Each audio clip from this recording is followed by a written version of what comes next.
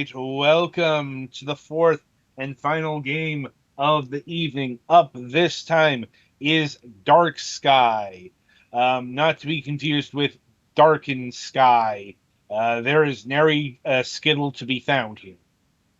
But anyway, instead, this is, well, very much a trend of the indie scene because Dark Sky is a narrative RPG deck builder that features tactical combat and a branching upgrade system. Assemble your party, customize your deck, and harness powerful synergies to master strategic battles as you unravel the mystery behind a planetary catastrophe.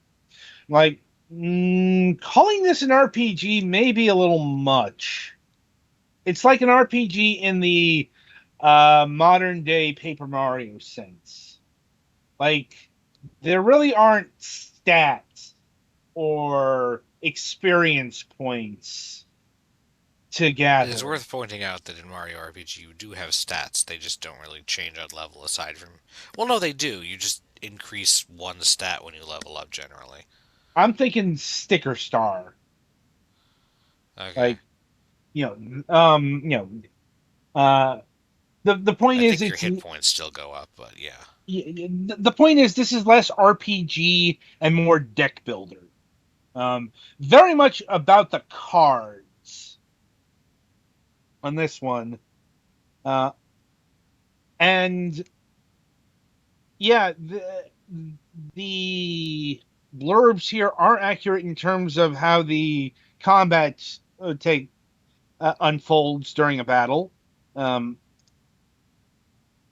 because it takes place on a 3x3 grid space.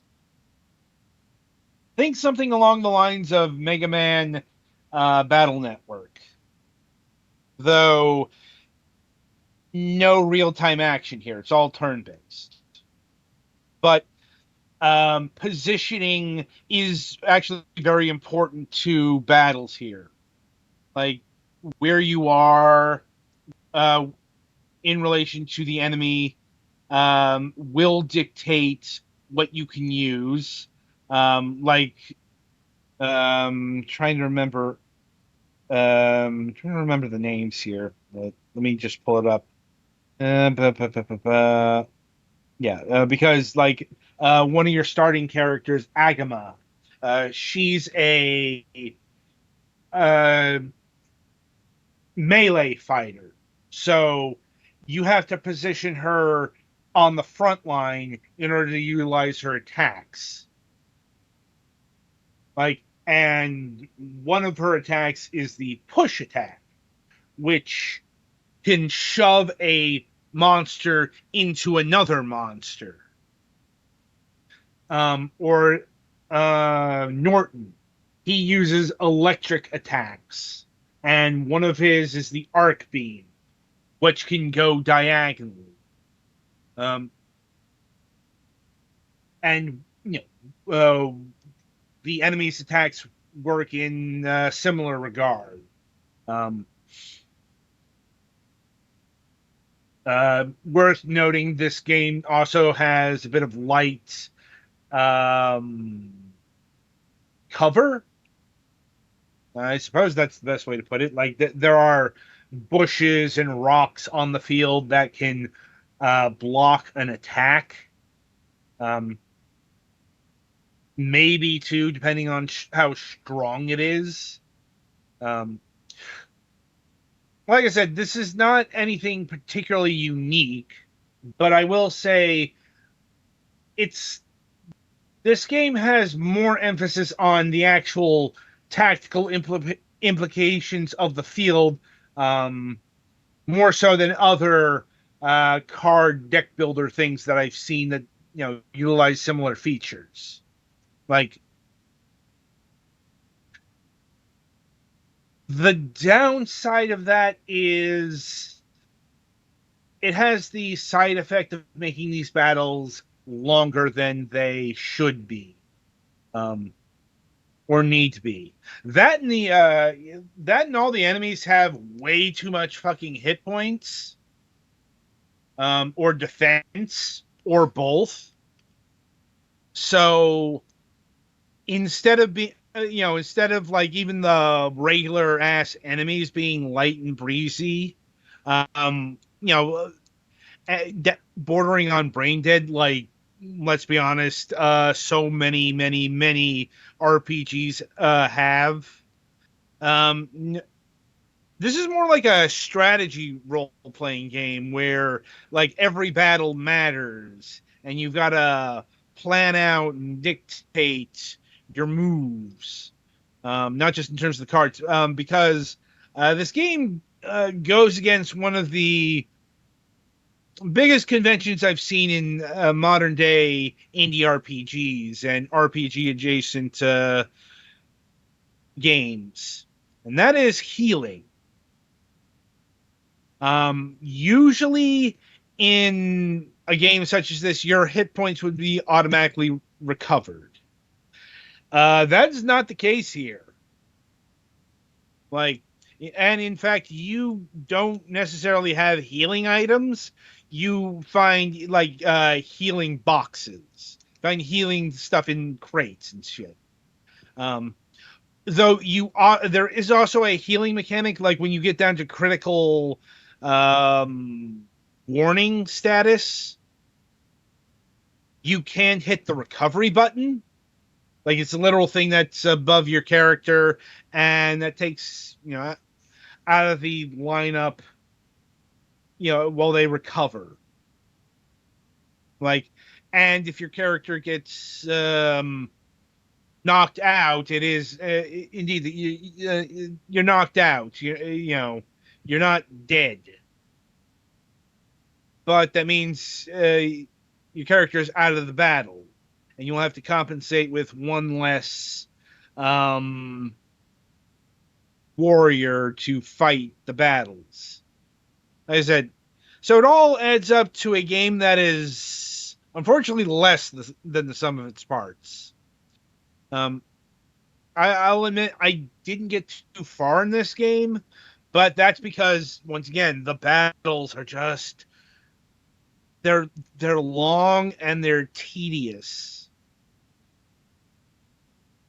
You know, uh,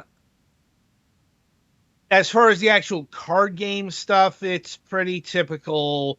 Um, you've got some cards, you can upgrade them with the right amount of crafting material. You can also create more if you have the right amount of crafting material. You can unlock once again with the right amount of crafting material. um, I'm already bored of this. So in terms of pricing, this game clocks in at $20, which is pretty typical for the genre. There's also DLC in the terms of the soundtrack and the art supporter pack, coming in at $10. Don't think it's worth it. As far as if this game is $20, uh, if you're looking for a card game with a more tactical bent, I'd say go for it. If you're looking for a more RPG ish, in spite of what this game claims, I would look elsewhere. Like, there is no shortage of this kind of game on the indie scene in many flavors. I think that's the thing that's got going against it the most. Like, we have just covered so many of this kind of game here. It's a bit exhausting.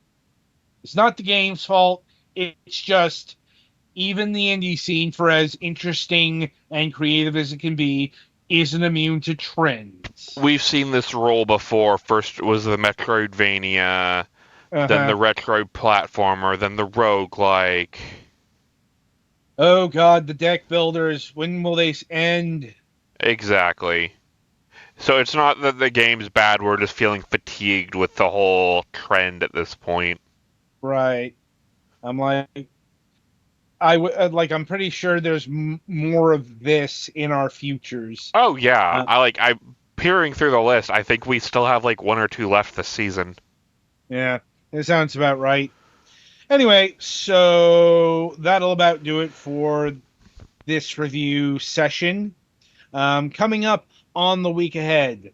So on Wednesday, October 23rd, we'll be welcoming Grant Morgan of Ant Hill Plan. Ant Hill Plan.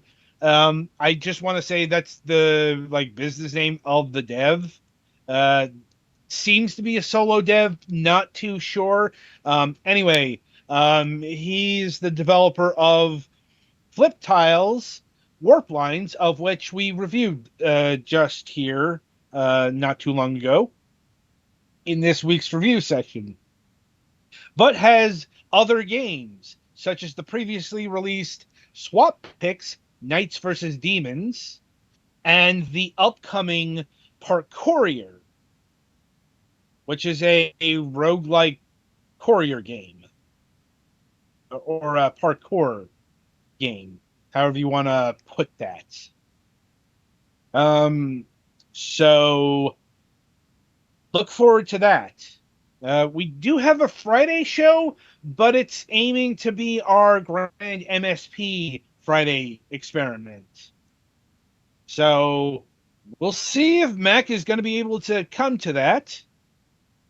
Like, even he seemed to be iffy on the whole being there on a Friday morning deal. But find out on Friday. So until next time, I shall wish you good gaming.